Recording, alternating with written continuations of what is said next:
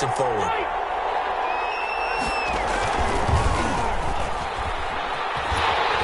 And they're going to lose some on this play. Being knocked back to the 18.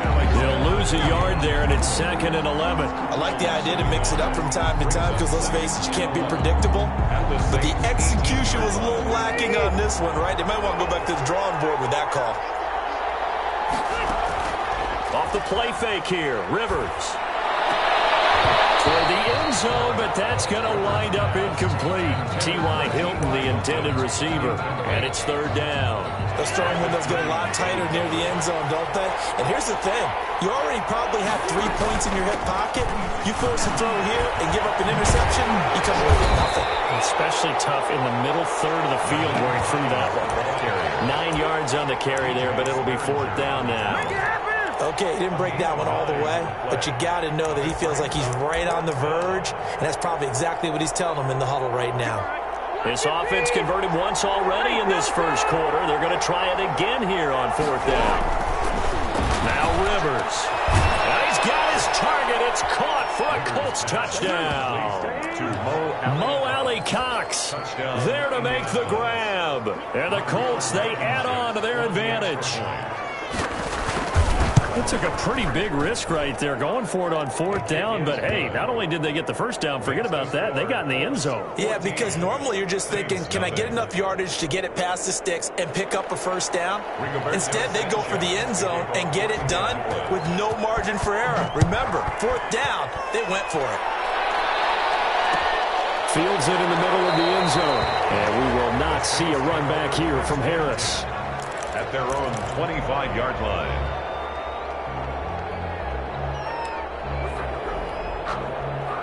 Getting set for their next drive, the New Orleans offense. To this point, the results have not been good. 2 possessions, 2 turnovers. And that's obviously something that can't continue, but to go a little bit deeper on that, I would think about some play calls now, not even necessarily to my best player, but to someone I can trust with the ball. Try and get things settled down a little bit.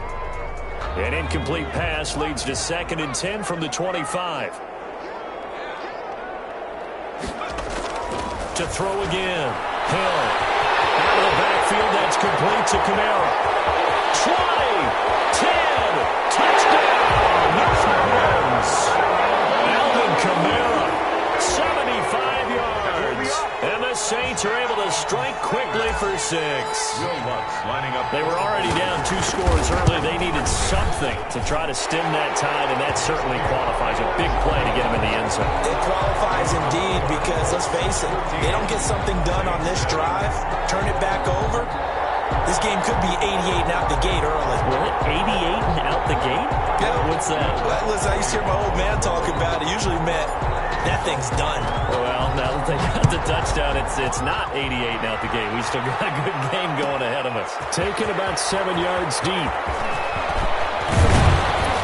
And ultimately cannot get this out to the 25-yard line as he's dropped at the 23. Over 1st and 10 at their own 23-yard line.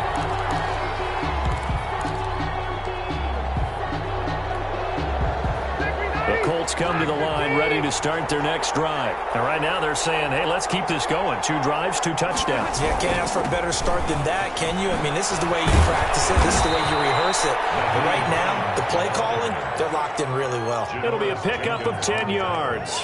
And that'll make it 2nd and a foot or so. It's 2nd and inches at the 33-yard line.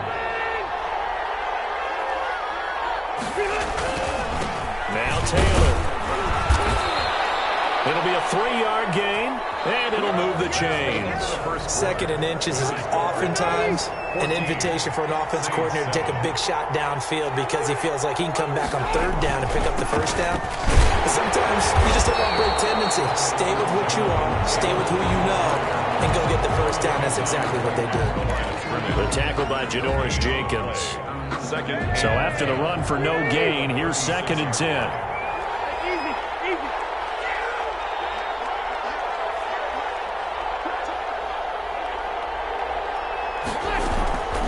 They run with Hines. And he'll grab a gain of 5 out of this up to the 41-yard line. The Colts on third down, just 1 for 3 thus far. This will be 3rd and 5. This is Hines. And he brings this up to the 46. Good enough for the first.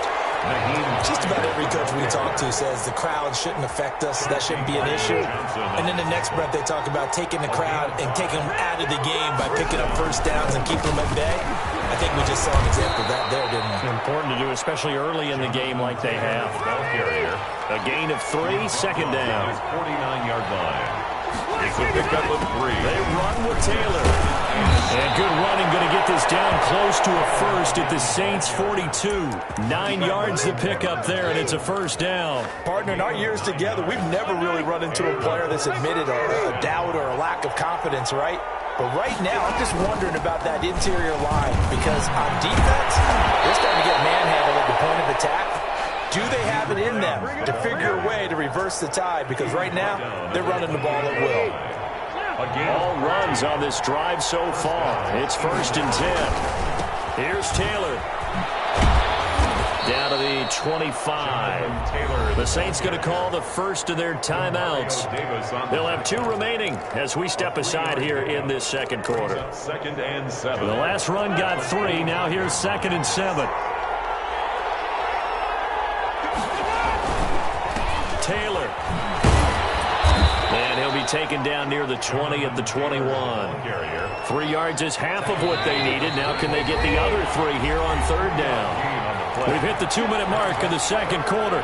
14-7.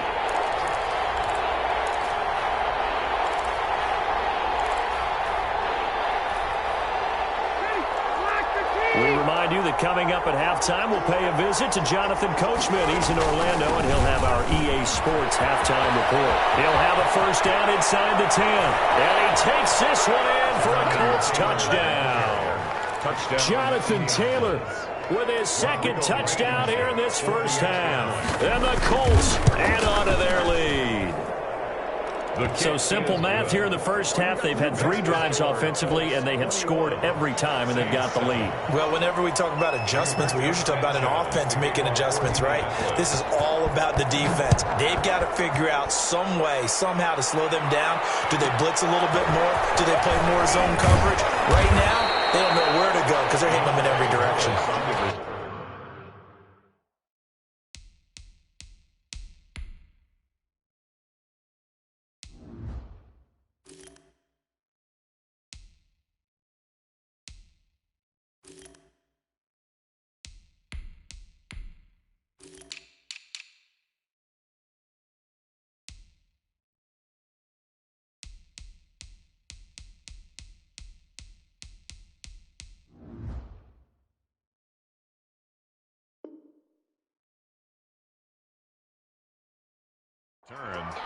The Saints take over 1st and 10 at their own 30-yard line.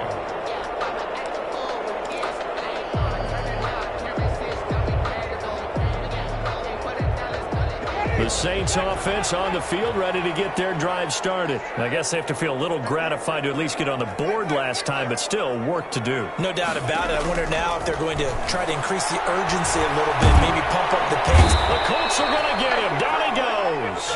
That's sacked by the DN, Danico Autry. Well, someone's been up to the task so far in this game. They are already up a couple of scores, Brandon, and guess what? I think they're just going to pin their ears back now and get upfield and get after the quarterback. Been such an impressive first half to get that lead. Airing it out deep for Smith. And that will be incomplete. Tried to dial up the long way out there, but it'll be third down. Well, as we get ready for third down, let's go back and recap here. The sack on the first play of this drive, that threw a wrench in what they were trying to accomplish because they were compelled to throw the ball on second down. A running play was not in the works. And that incompletion set up another passing down here on third and long.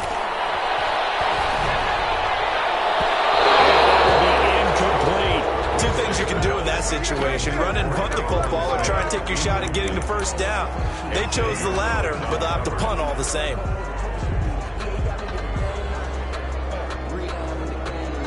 And how about this? 4th and long, and they're going to go for it. They're indeed going. It's Winston. And that's caught by Smith. Now we'll get a quick timeout called by New Orleans, number 2, as they'll stop it with a tick under a minute to go before half. At the 43-yard line.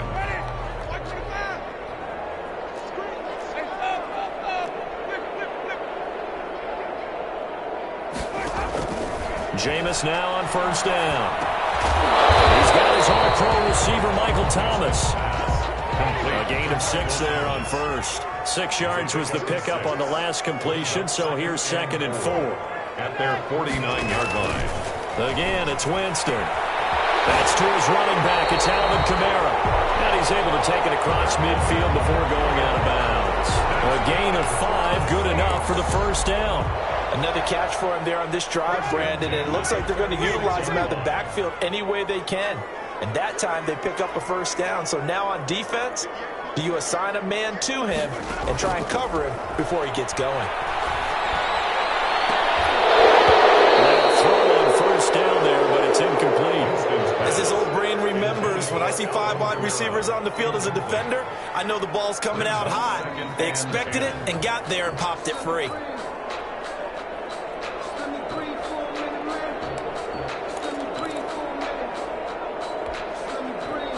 An incomplete pass on first down. That leads to a 2nd and 10.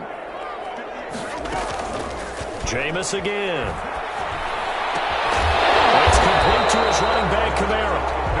Now the Saints will use their 3rd and final timeout, as the clock will stop with 18 seconds to go in the first half. So from the 36 now, 1st and 10.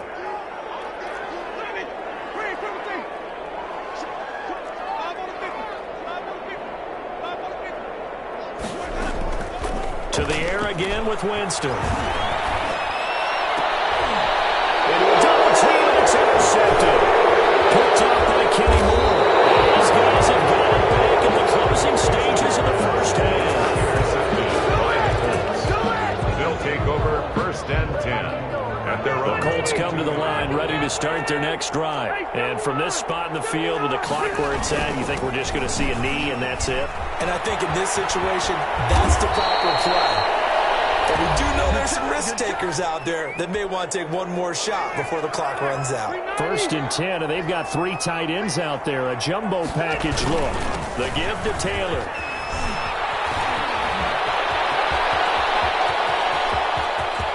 There he goes left side. And he's in for the touchdown on the final play of the first half. The prayer is answered. How did they get that done? Go ahead and give him the hat. You toss your fedora first, okay? You go ahead and do that. But let's be honest about it.